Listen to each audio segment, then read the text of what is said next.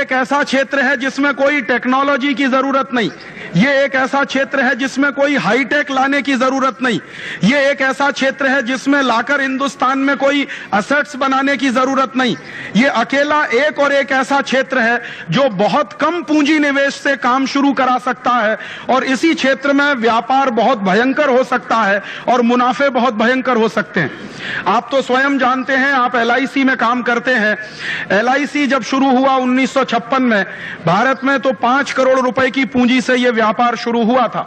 और 5 करोड़ की पूंजी निवेश करके भारत सरकार ने जो लाइफ इंश्योरेंस कॉर्पोरेशन बनाया, आज उसमें हिंदुस्तान के लोगों ने अपना विश्वास प्रदर्शित करके 1,25,000 करोड़ रुपए की पूंजी जमा की हुई है। इस बात का अर्थ जरा गहराई से समझिए कि जो व्यापार हमारे देश में 5 करोड़ रुपए से शुरू हुआ, माने 5 करोड़ रुपए के इनिशियल पेड अप कैपिटल पर LIC का काम शुरू हुआ और आज उस LIC के पास फंड्स के रूप में हिंदुस्तान के लोगों ने अपना विश्वास प्रदर्शित करते हुए 1,25,000 करोड़ रुपए दे रखा है जो आपके पास जमा है। इसका अर्थ यह है कि हिंदुस्तान के लोगों के मन में बचत करने की बड़ी भारी मन में संकल्प शक्ति है। ये इस बात का प्रमाण है कि हिंदुस्तानी आदमी बचत करता है और अपने किए गए खून पसीने की कमाई के बचत को आपके पास रखता है। और आप भी क्या करते हैं, क्योंकि आप इस राष्ट्र के लिए बने हैं और ये राष्ट्र आपका है, आप इस राष्ट्र के हैं, तो आपके पास जो इस तरह की बचत आती है वो आप हिंदुस्तान के ही विकास के काम में लगाते हैं। मैं देख रहा था कि इसी LIC ने हिंदुस्तान के विकास के काम में विद्युत के क्षेत्र में 10,000 करोड़ रुपए का निवेश किया है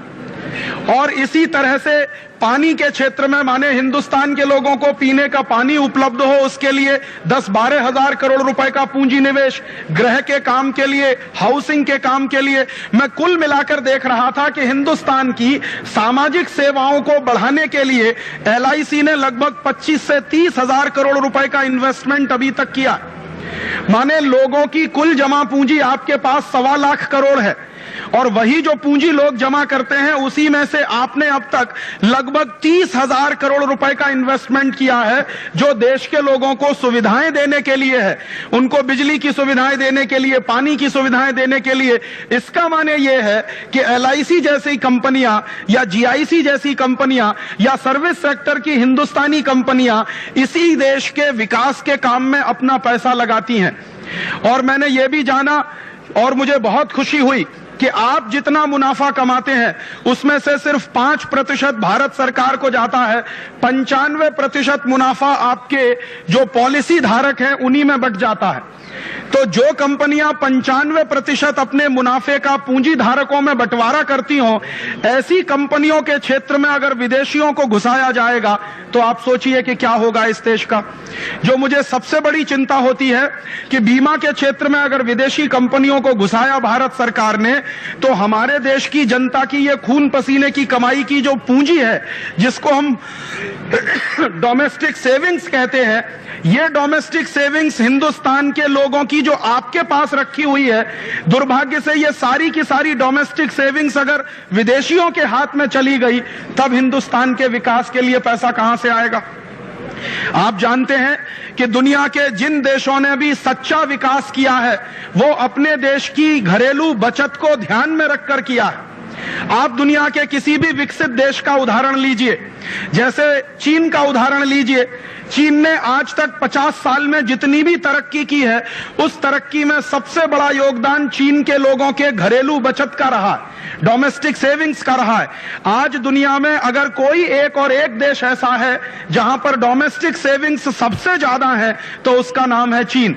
चीन का एक साल का जो सारा का सारा GDP होता है, जो ग्रॉस डोमेस्टिक प्रोडक्ट का सारा उनका वैल्यू होता है, उसका 36% वहां सेविंग्स होती हैं। तो चूंकि उन्होंने अपने जो उत्पादन हो रहा है पूरे राष्ट्र में चीन के, वहां की उत्पादन के 36% तक के स्तर तक उन्होंने घरेलू बचत बनाई है और उस बचत ने चीन का विकास करने में महत्वपूर्ण भूमिका निभाई है। तो हम हिंदुस्तानी लोगों को यह बात गंभीरता से समझनी चाहिए कि कल को हमें भी अगर स्वावलंबी विकास करना हो, स्वदेशी आधारित विकास करना हो, तो यही घरेलू बचत है जो हमारे देश के काम में आ सकती है। कोई विदेशी कंपनी हमारा विकास करने के लिए नहीं आ सकती। हम हमारी पूंजी से ही अपने देश का विकास कर सकते हैं। आप जान लीजिए, दुनिया भर का नियम है कि आपका घर बनाने के लिए कोई विदेशी नहीं आएगा। आपको अपना घर बनाना है तो अपने अभिक्रम से, अपनी ताकत से बनाना होगा। ये विदेशी कंपनियां जो आएंगी वो भारत का विकास करने के लिए नहीं आएंगी। ये विदेशी कंपनियां आएंगी वो भारत से संपत्ति लूट कर ले जाने के लिए आएंगी। वो भारत का विकास करने नहीं आएंगे, वो अपना विकास करने के लिए इस देश में आएंगे। और उनको दिखाई दे रहा है कि यह बीमा का क्षेत्र इतना लाभ देने वाला क्षेत्र है कि बहुत कम पूंजी निवेश पर इसमें इतना भयंकर मुनाफा हो सकता है। आज LIC का कुल मुनाफा साल का 30-35 हजार करोड़ रुपए के आसपास है।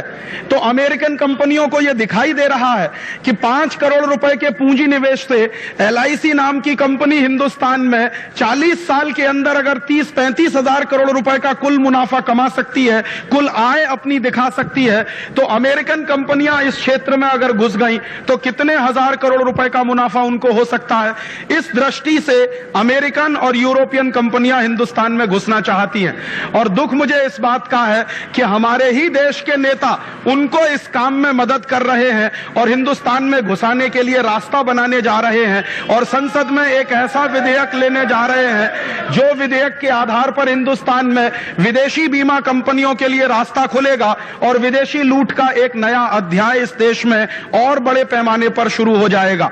इसलिए यह गंभीर बात है हम सबको सोचने के लिए। और मुझे यह लगता है कि आज हमने अगर पूरी ताकत लगाकर इस तरह की चीजों को नहीं रोका तो कल जानते हैं क्या होगा। आज वो बीमा के क्षेत्र में घुस रहे हैं, कल बैंकों के क्षेत्र में घुसेंगे, फिर शिक्षा के क्षेत्र में घुसेंगे, फिर स्वास्थ्य के क्षेत्र में घुसेंगे, फिर दुकानदारी के क्षेत्र में भी घुस जाएंगे, फिर छोटी मोटी जितनी सेवाएं हिंदुस्तान में है सब में विदेशी घुस जाएंगे। एक तरफ तो पूंजी के क्षेत्र में घुस चुके हैं, वो शेयर बाजार में तो घुस ही चुके हैं विदेशी, अब सेवा के क्षेत्र में घुसने की तैयारी है, वस्तुओं के क्षेत्र में सरकार उनको घुसा ही रही है। और मुझे जो दुख होता है ये जानते हुए कि अगर ये सारे के सारे क्षेत्र विदेशियों के हाथ में ही चले जाएंगे तो हम हिंदुस्तानियों को फिर क्या करने के लिए बचेगा। ये हम सबके लिए एक गंभीर प्रश्न है और ये हमारे अस्तित्व से जुड़ा हुआ प्रश्न है, ये हमारे हिंदुस्तान के अस्तित्व से जुड़ा हुआ प्रश्न है, राष्ट्र की अस्मिता के साथ जुड़ा हुआ सवाल है, राष्ट्र की